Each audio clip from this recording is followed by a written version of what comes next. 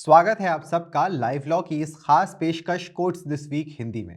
इस एपिसोड में मैं सैयद आमिर हुसैन भारत के हर कोर्ट से आने वाली इस हफ्ते की ताज़ा खबरों के बारे में आपको बताऊंगा। चलिए शुरू करते हैं इस हफ्ते की सुर्खियों से। ओवैसी ने वक्फ संशोधन विधेयक को सुप्रीम कोर्ट में दी चुनौती। सुप्रीम कोर्ट का फैसला, सभी जज अपनी संपत्ति की सार्वजनिक रूप से करेंगे घोषणा। सुप्रीम कोर्ट ने कांचा गचीबौली में पेड़ काटने पर लगाई रोक। तेलंगाना मुख्य सचिव से मांगा आपातकालीन आवश्यकता पर जवाब। साबरमती पुनर्विकास परियोजना के खिलाफ तुषार गांधी की याचिका खारिज। निठारी हत्याकांड मामले में बरी किए जाने के खिलाफ अपील में सीबीआई की गैर तैयारी पर सुप्रीम कोर्ट ने नाराजगी जताई। सुप्रीम कोर्ट ने प्लेसेस ऑफ वर्शिप एक्ट को चुनौती देने वाली अन्य याचिका पर विचार करने से इनकार किया। सुप्रीम कोर्ट ने बिहार में पुल ढहने पर जनहित याचिका को पटना हाई कोर्ट में ट्रांसफर किया। दिल्ली हाई कोर्ट ने विकिपीडिया पेज पर एएनआई के कथित रूप से अपमानजनक विवरण को हटाने का आदेश दिया। सुप्रीम कोर्ट ने 2016 में पश्चिम बंगाल एसएससी द्वारा की गई 25,000 कर्मचारियों की नियुक्तियों को रद्द करने के फैसले को बरकरार रखा। 13 वर्ष से कम आयु के बच्चों द्वारा सोशल मीडिया के उपयोग पर रोक लगाने की मांग की। सुप्रीम कोर्ट ने केंद्र सरकार से संपर्क करने को कहा। हमें उम्मीद है कि आपको यह एपिसोड पसंद आया होगा। हमारे चैनल को जरूर सब्सक्राइब करिए, इस वीडियो को लाइक करिए और हमें बताइए नीचे कमेंट सेक्शन में कि आपको ये खबरें जान के कैसा लगा। हमारे वीडियो को शेयर कर हमें सपोर्ट करिए और बने रहिए लाइव लॉ के साथ। धन्यवाद। चलिए अब बढ़ते हैं आज की खबरों की ओर। असदुद्दीन ओवैसी ने वक्फ संशोधन विधेयक 2025 को चुनौती देते हुए इसे असंवैधानिक और भेदभावपूर्ण बताते हुए सुप्रीम कोर्ट का दरवाजा खटखटाया है। कथित तौर पर यह विधेयक मुस्लिम वक्फ संपत्तियों की सुरक्षा को कमजोर करता है, जबकि अन्य धार्मिक बंदोबस्तों के लिए समान सुरक्षा उपाय बरकरार हैं। ओवैसी का तर्क यह है कि समानता, धार्मिक स्वतंत्रता और धार्मिक मामलों के प्रबंधन के अधिकार सहित कई संवैधानिक अधिकारों का उल्लंघन किया गया है। एक विवादास्पद खंड कहता है कि वक्फ बनाने के लिए किसी व्यक्ति को 5 साल तक मुसलमान होना चाहिए, ऐसा कुछ जो इस्लामी कानून में कभी भी जरूरी नहीं था। ये उन अनुसूचित जनजातियों को भी वक्फ बनाने से रोकता है जो इस्लाम में धर्मांतरित हो जाते हैं। ये विधेयक लंबे समय से उपयोग में आने वाले वक्फों की कानूनी मान्यता को भी हटा देता है, एक ऐसा कदम जो ऐतिहासिक मस्जिदों और दरगाहों को खतरे में डाल सकता है। पारदर्शिता की दिशा में एक बड़ा कदम उठाते हुए सुप्रीम कोर्ट के सभी न्यायाधीशों ने अपनी संपत्ति की घोषणा सार्वजनिक करने पर सहमति जताई है।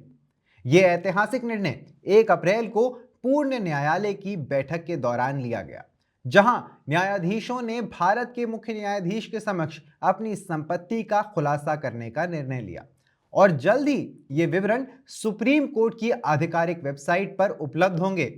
इस कदम का उद्देश्य न्यायपालिका में जनता का विश्वास बढ़ाना है, जिससे उच्चतम स्तर पर जवाबदेही सुनिश्चित हो सके। यह निर्णय न्यायमूर्ति यशवंत वर्मा के आधिकारिक आवास पर कथित रूप से नकदी पाए जाने के विवाद के बीच आया है, जब वे दिल्ली उच्च न्यायालय के न्यायाधीश के रूप में कार्यरत थे। सुप्रीम कोर्ट ने हैदराबाद के जंगल में बड़े पैमाने पर पेड़ों की कटाई पर रोक लगाई।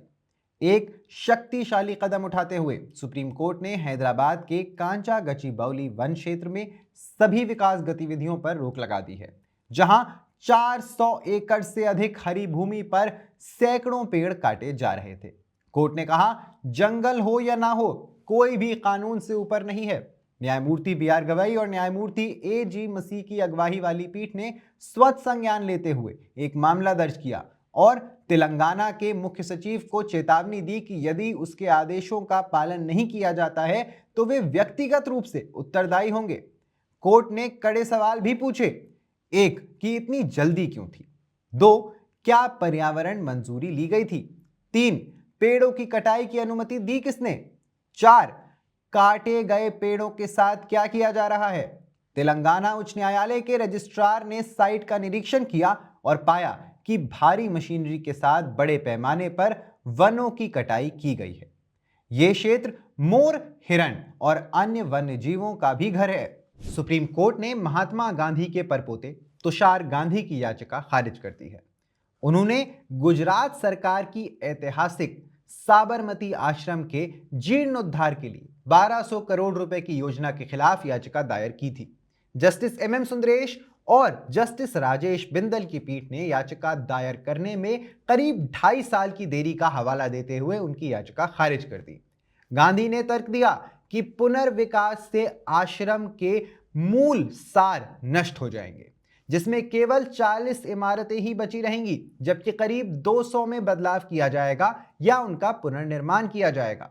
हालांकि गुजरात उच्च न्यायालय ने पहले उनकी चुनौती को खारिज कर दिया था, जिसमें राज्य के इस आश्वासन को ध्यान में रखा गया था कि आश्रम की मूल संरचना और विरासत बरकरार रखेंगे। 2005-2006 के Noida serial murder case Nithari हत्याकांड के आरोपियों में से एक सुरेंद्र कोली को बरी करने को चुनौती देने वाली याचिकाओं को स्थगित करते हुए सुप्रीम कोर्ट ने मामले को अंतिम सुनवाई के लिए सूचीबद्ध किए जाने के बावजूद बिना तैयारी के आने के लिए सीबीआई से गंभीर नाराजगी व्यक्त की। Justice B R. गवई और जस्टिस ऑगस्टीन जॉर्ज मसी की पीठ को 13 अपीलों के एक बैच की सुनवाई करनी थी, जिनमें से 12 राज्य अधिकारियों द्वारा दायर की गई थी। हालांकि जब मामला बुलाया गया तो याचिकाकर्ताओं के वकीलों वरिष्ठ अधिवक्ता गीता लूथरा सहित ने स्थगन की मांग की, जिसमें अन्य बातों के साथ साथ ये दलील दी गई कि ट्रायल कोर्ट के रिकॉर्ड बहुत बड़े हैं और पूरी तरह से उपलब्ध नहीं हैं। इसके बीच बेंच ने कार्यालय की रिपोर्ट से नोट किया कि ट्रायल कोर्ट का रिकॉर्ड पूरी तरह उपलब्ध है। जब राज्य के वकीलों ने फिर भी स्थगन के लिए दबाव डाला तो जस्टिस गवई ने कहा कि अनुरोध ने न केवल बेंच को बल्कि बाहरी वकीलों को भी बड़ी मुश्किल में डाल दिया है। सुप्रीम कोर्ट ने 1 अप्रैल को पूजा स्थल अधिनियम 1991 की धारा 4 भाग 2 की वैधता को चुनौती देने वाली रिट याचिका पर विचार करने से इनकार कर दिया, जिसमें प्रावधान है कि 15 अगस्त 1947 से पहले शुरू की गई पूजा स्थल की धार्मिक प्रकृति पर कोई भी कानूनी कार्यवाही अधिनियम के लागू होने पर समाप्त हो जाएगी। हालांकि न्यायालय ने याचिकाकर्ता को मुख्य शीर्षक अश्विनी उपाध्याय बनाम भारत संघ के तहत अधिनियम को चुनौती देने के लिए लंबित आवेदन दायर करने की स्वतंत्रता दी। सुप्रीम कोर्ट ने 2 अप्रैल को बिहार राज्य में बने पुलों के बार बार ढहने के मुद्दे पर विचार करने के लिए एक उच्च स्तरीय समिति के गठन की मांग करने वाली एक जनहित याचिका को पटना उच्च न्यायालय में स्थानांतरित कर दिया। सीजेआई संजीव खन्ना और न्यायमूर्ति संजय कुमार की पीठ एक जनहित याचिका पर सुनवाई कर रही थी, जिसमें बिहार सरकार को एक संपूर्ण संरचनात्मक ऑडिट करने और किसी भी कमजोर पुल की पहचान करने के लिए एक उच्च स्तरीय विशेषज्ञ समिति के गठन के निर्देश देने की मांग की गई थी, जिसे ध्वस्त या मजबूत करने की आवश्यकता हो सकती है।